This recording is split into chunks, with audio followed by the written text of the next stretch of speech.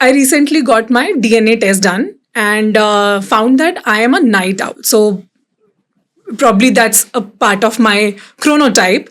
So for someone like me who's a night owl or who feels more active during the night, more creative during the night, for them, is it also important to follow a 10 p.m. night routine, or should they actually go with the flow?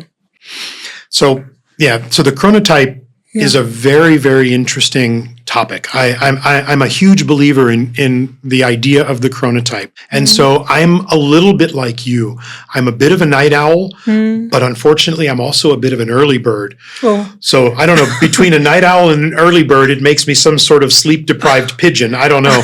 But what I've had to learn to do is I try to be in bed by 10 p.m. Okay. I know I'm a night owl and I'm extremely creative at night. Yeah. So I will say, okay, after dinner, if I'm going to go, so I have a workshop in my garage where I do my hobbies. Okay. That's another topic for another podcast. I'm very nerdy and I build robots and things like that. But so I know that I need to wrap that up and start to wind down by 9 p.m. And the wind down is really important. So you might be later, maybe you want to go to bed late. Spend an hour, when you're done being creative and before you lay in bed, spend an hour, wind down, do something, deep breathing, meditation, even gentle yoga. You don't want to do heavy workouts, but find that hour to wind down. And then I go to bed at 10 and my goal is to be asleep by 11 because my natural clock will wake me up at 6 or my fancy alarm clock will wake me up at 6. And that gives me 7 hours, 11 to 6. And that's enough for me. If I can get good restful 7 hours, I haven't fought against my chronotype. I've used my chronotype to build that good sleep hygiene. And then when I get up at 6, I have my personal sun, but then I go downstairs immediately. And before I do anything, no coffee, no breakfast, no anything, I get some sunlight. I make sure that I don't allow my chronotype to be an excuse to stay up too late. I'm a night owl. And if I can get an extra 2-3 hours of creativity, that should be enough. I need that hustle culture, that go-go that we all face. You know what? It's also that extra email can wait because my sleep will kill me if I don't get it. That email is not going to kill me if I don't answer it till tomorrow morning. I think getting fired is better than getting killed. Yeah, probably so. And you know what? I tell my, even though we work in a global company. I have people that I work with spread across the globe. I tell people that if you ever get an email or a message from me and it happens to be your weekend or your nighttime, ignore it. Feel free to ignore it until Monday morning. We have to change that cultural mindset that we need to be on 24/7. We need to understand that, you are not a good employee or a good husband or wife or father or mother if you're sleep deprived or if you're sick or if you die prematurely from a stroke or early onset dementia. So we have to change that culture. You shouldn't have to fear being fired because you went to sleep when you're supposed to go to sleep. Yeah, that's too true. This is actually a cultural difference. I mean, talking about India and where you are coming from, there's a huge cultural difference because every time I visit the US, I see that people do prioritize their work-life balance because when they start the work, they directly head to it with no small talks in between and then directly get into the work. They would wind down and wrap up everything by 5 and I think be at home by 6 and then everything happens right in time.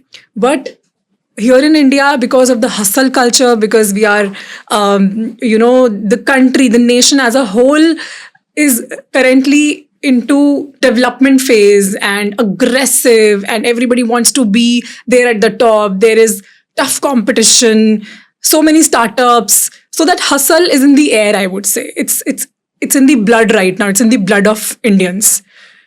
So we don't really look at time when we are working. Even when, I'm also talking about people who know the importance of sleep. I'm talking about someone like me.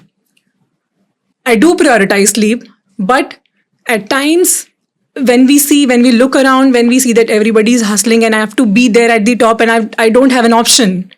Because some days sleeping means losing the train. Some days putting an alarm clock and that abrupt waking up is essential because I need to catch that flight. I'm not talking about that one email, but I'm talking about that one opportunity. Yes. So that hustle, we need to be there. I mean, there is just no excuse. It's difficult. And yes, maybe it seems like in the US we are better, but maybe we fake it better because, we might start work, leave at 5, you're at home, but countless people are on emails all night long. Or even if they're not actively working, they're worrying about work and it's affecting their sleep. And there's no easy cure because I understand, India is in an interesting time in their history, such a, fast-growing GDP, fast-growing economy, well-educated people that are starting businesses or participating in global industries. Resmed is 10,000 employees. 1,000 of them are here in India. 1/10 of our employees are right here in India. And part of it is because the culture where things get done and, engineers writing software and all of that. And I get it. And it's hard to say, no, stop, turn that off. The only thing I can say is little by little, culturally, we just have to accept that.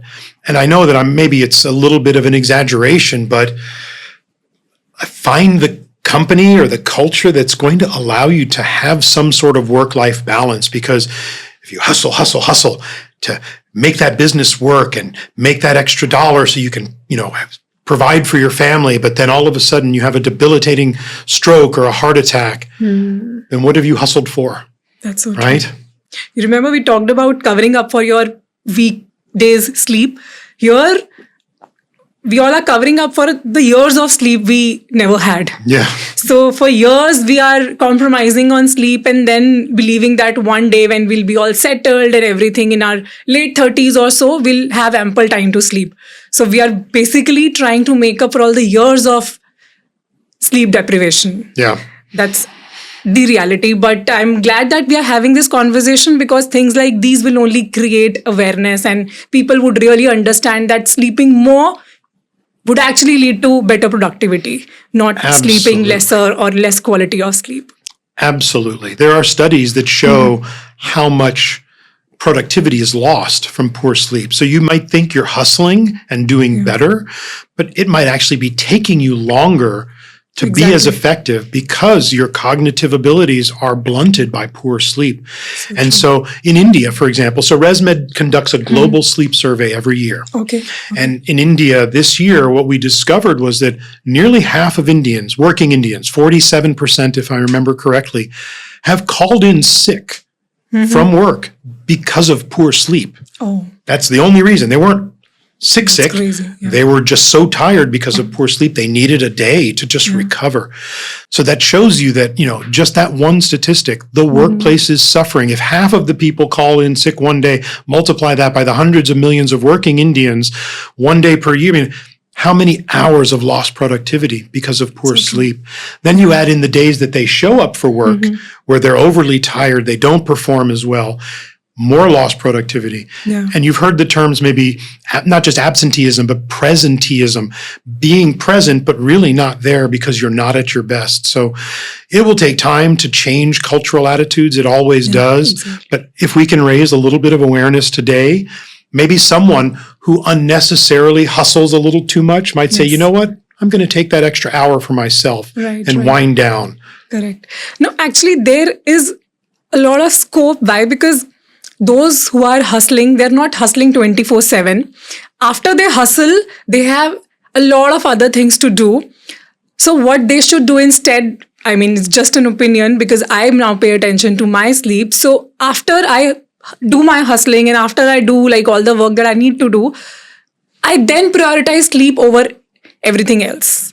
Like I would not go for shopping. I would skip that movie or I would skip an outing but sleep.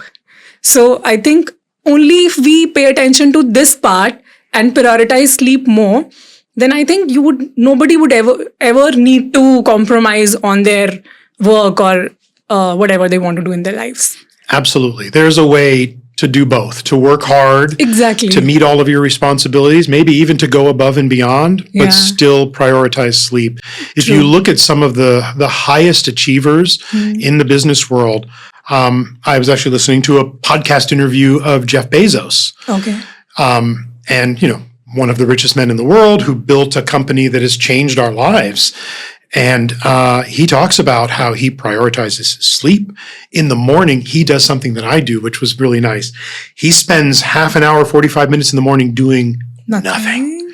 Drinking his coffee. Maybe he flips through the headlines on the news, but he just calls it his just time to hang out and chill and do nothing. And I do the same.